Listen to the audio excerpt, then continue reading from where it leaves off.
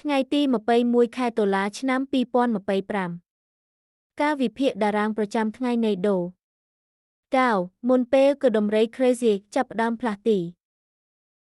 តម្លៃបើកទីផ្សារយ៉ាវស្ថិតនៅ45,757និងតម្លៃកណ្ដាលមកនៅ45,530%បើសន្ទុះនៅតែលើអបគោដែលឡើងបន្ទាប់គឺខ1នៅ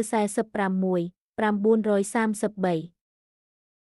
ប៉ុន្តែបើសន្ទុះធ្លាក់ចុះក្រោមអបសម្ពាធលក់អាចនាំឲ្យតម្លៃធ្លាក់ចុះទៅខ1នៅ45,582ហើយបន្ទាប់មកទៅ Pivot 2នៅ45,558ដែលស្ថិតជិតជាមួយមកបង្កើតជាតំបន់គាំទ្រសំខាន់ដែលត្រូវតាមដានយ៉ាងប្រុងប្រយ័ត្ន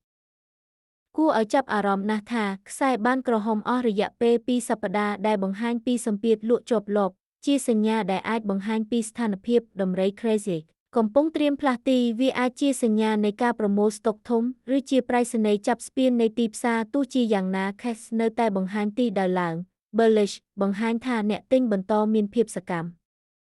ការបំបែកទិសរវាងខ្សែនិង Cash ជាធម្មតាជាសញ្ញានៃការប្រែទិសធំនៅពេលដែលគូដំរីគឺចាប់ផ្ដើមផ្លាស់ទីផ្សារនិងរញ្ជួយស្បែកជំនួយការវិភាគនេះគឺសម្រាប់គោលបំណងផ្ដល់ព័ត៌មានតែប៉ុណ្ណោះហើយមិនត្រូវបានចាត់ទុកជាដំបូន្មានហិរញ្ញវត្ថុទេ